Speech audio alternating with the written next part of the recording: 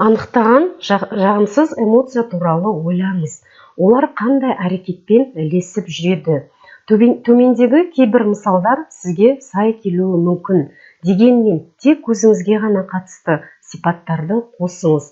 Енді осы эмоцияға сай барлық әрекеттеріңізді жазыңыз. Өзін-өзі шектеу әрекеттері мен тәртіп үлгілері. Мен жиі жабырқаймын.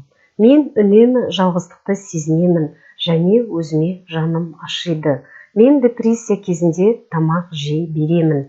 Мен достарыма қоңырау шалғанда жиі мұнымды шағамын. Мен компьютер ойындарын көп ойнаймын. Мен ютубта, инстаграмда уақытымды құртамын. Туыстармен ұрысты бірінші болып мен бастаймын. Мен ішімдік көп ішемін. Мен көп ақшаны қалай болса солай жұмсаймын. Мен жұмыстарымды үнемі кейінге қалдырамын. Мен өсек айтамын, таратамын. Мен өзіме өтірік айтамын. Өзін-өзі шектеу әрекеттері мен тәртіп үлгілері. Мен ашушан адаммын. Мен әріптестеріме құрметпен қарамаймын. Мен мақтануды жақсы көремін. Мен барлығына дауыс көтеремін. Мен жиі құмар ойындар ойнаймын. Мен көлікті ашумен айдаймын.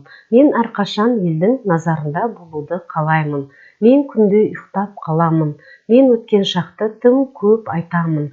Егер ойыңызға ештеңе келмесе, бұрынғы оқиғаларды еске түсіріңіз. Неше түрлі оқиғалар кезінде сіз не туралы ойладыңыз?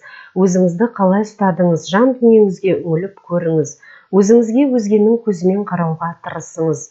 Олар сіз туралы не айтар еді? Сіздің әрекеттеріңізді, тәртібіңізді қалай сипаттап берер еді? Құтылғыңыз келетін бұрынғы тұлғаның сипатын үнемі есіңізге түсіріп отырыңыз. Ал енді тізімге қараңыз және оны жаттап алыңыз. Күн сайын автоматты түрде пайда болатын өзін-өзі шектеуші ойлар. Мен ешқашан жаңа жұмыс таба алмаймын. Мені ешкім тыңдамайды. Ол үнемі менің жыныма тиеді. Мені бәрі пайдаланып жатыр. Бәрі бекер, мен жеңілдім. Бүгін менің күнім емес. Бірдеңені өзгертемін деп бекер тырысамын. Менің өмірде жолым болмағанына ол кінәлі. Сонымен бізді шектеуші ойлар.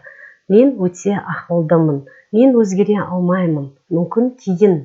Менің өзгеруге ниетім жоқ. Өміріме көңілім толмайды. Осы оқиға менің ашуыма тиеді. Мен ештеңені өзгерте алмаймын. Мені жақсы көрмейді. Мен өзгелерге қарағанда көбірек жұмыс істеймін. Мұның барлығы генге, тұқымға байланысты.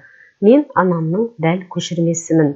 Жағымсыз күй тек ойдан ғана емес, әрекеттен де пайда болады.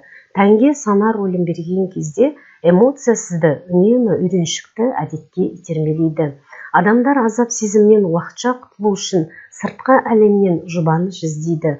Мұндай тәсілдерге компьютерлік ойындар, есірткі, ішімдік, тамақ, құмар ойындар немесе дүкен аралау жатады. Жағымсыз эмоциядан арылу тәуелділіктен құтқарады.